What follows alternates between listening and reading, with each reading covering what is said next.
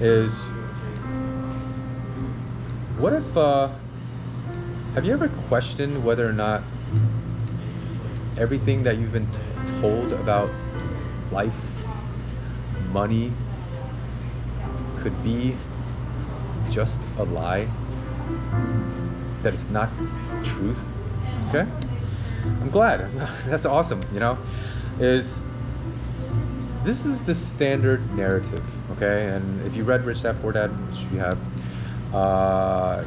you would sort of hear this, which is you study hard, you get good grades, you go to a good college, you get a good job, you make really sick, great money, you save up for retirement, you start a family, your life is the pursuit of happiness, you work until you're retired, which is 40 years later, and then you ride off in the sunset on your forever golf vacation, okay? Or whatever it is that you like to do in retirement. I'm sure you guys believe that that idealistic view is probably not right, okay? Maybe not, okay? But this is actually the more likely outcome. You study hard, you get really great grades, you go to great school, you get a great job, you make a great salary, you start a family, you pursue happiness, you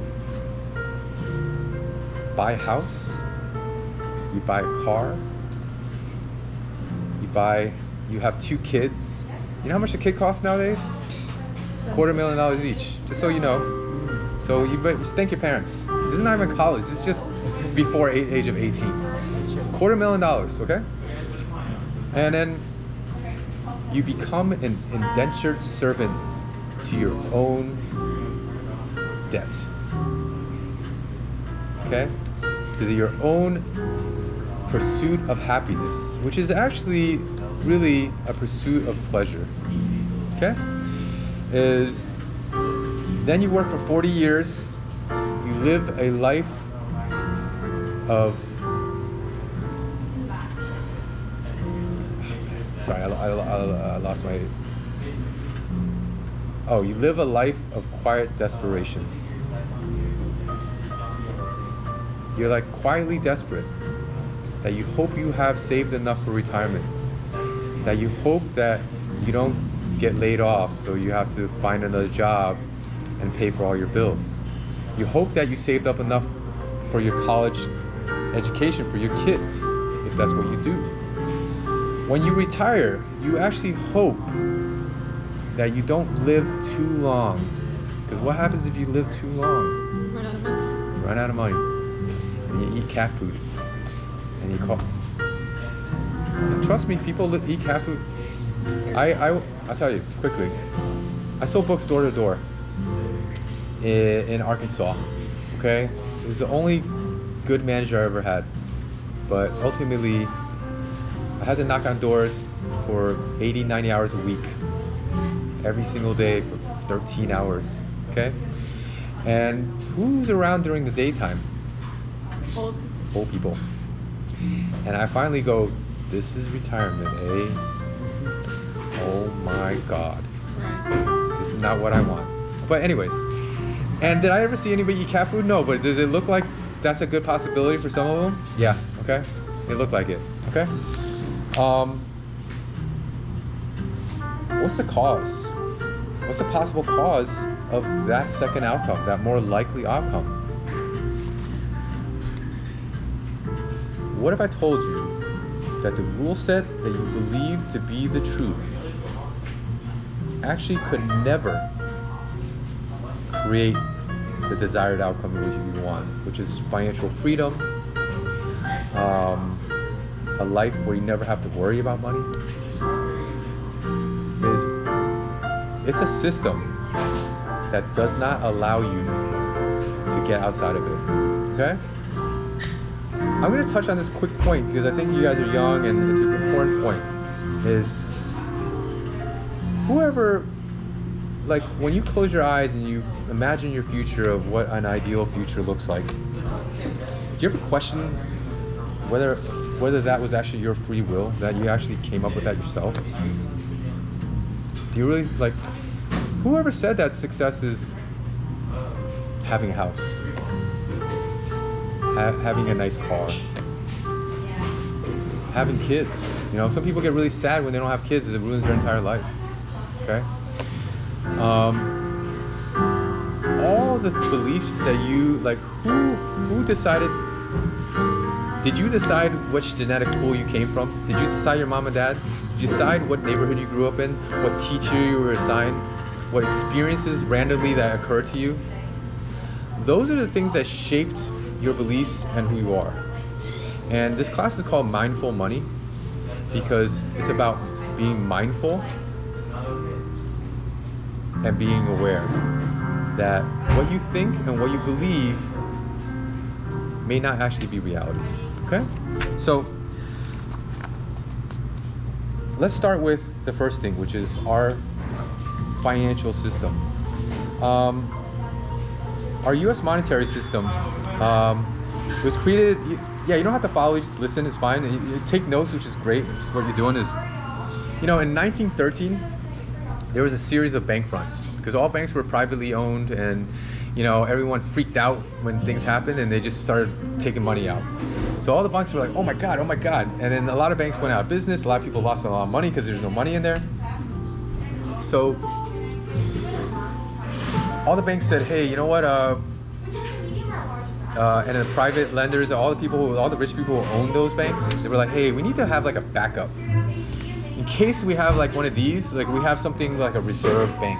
We could sort of have like a safety net because we don't want to lose all our money, and we hopefully don't want the people to lose their money. So it's a long story, and it's a really messed up story, and it's really worth reading about. But the Federal Reserve was created in 1913, and it's actually not what you think and how they did it, but it's sort of a conniving way of how they got it to be happening. But it was passed, and let me ask you who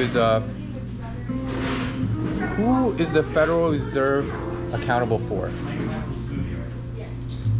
Like who is their boss, or who is their regulator who runs the Federal Reserve? Who tells the Federal Reserve to do things? Government? Federal government, right? Would you agree? Wrong. The people? Not us. Not we, the people of the United States. No, they create their own rules, is what you're saying. They are a privately owned bank. Just imagine a privately owned bank by anonymous private investors, which no one really knows, but you can always sort of have an inkling of what it is. Some banks, some individual investors in 1913, they created the Federal Reserve. Okay? Now think about it. Is the Federal Reserve, do you know what their function is? Is to create money for our economy. Okay? Now, if the government isn't in control of them, then isn't that a little scary already? Okay. Now, let's talk about one small I'll mention this small thing is in 1913, other than the Federal Reserve Act, what other thing was created? The IRS income tax. Why would they create income tax with or for and along with the Federal Reserve? They're funding. Okay? Why would you even need, if you could just print money endlessly like they are doing now, why do you even need taxes? Prior to 1913, there was no taxes. And you know what an indentured servant is? It's a person that's paying off, using his salary, his debt, which is our debt to the US government, which is taxes. So all of a sudden, we have turned into free people into a possibility of paying money to a government for no reason. Before, we never had that reason, and all of a sudden we have income tax. I'm not saying we should pay or not pay income tax, but the idea is something a little strange so far, right? All right. How does the Federal Reserve work?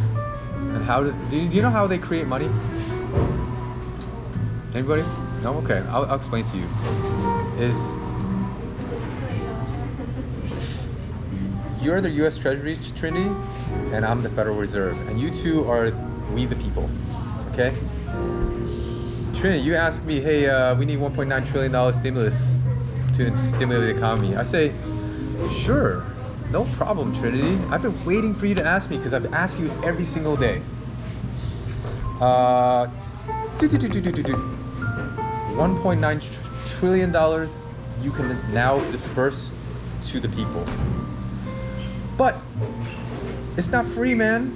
Trinity, you can't take my $1.9 trillion because I just printed it from nothing. You owe me money. You owe me an IOU. And you know what an IOU is called? It's called a US Treasury bill. So that's just a form of debt. So you go, okay, you know what? We're gonna give you US Treasuries, which is actual, you owe me money now. But I just created money. I just created a balance sheet item, which is an asset on my side, 1.9 trillion out of nothing. So far, so okay. You, Trinity, Bank of Treasury of the United States, you now owe me 1.9 trillion. So that's where you call the United States debt, U.S. debt, that debt clock and everything.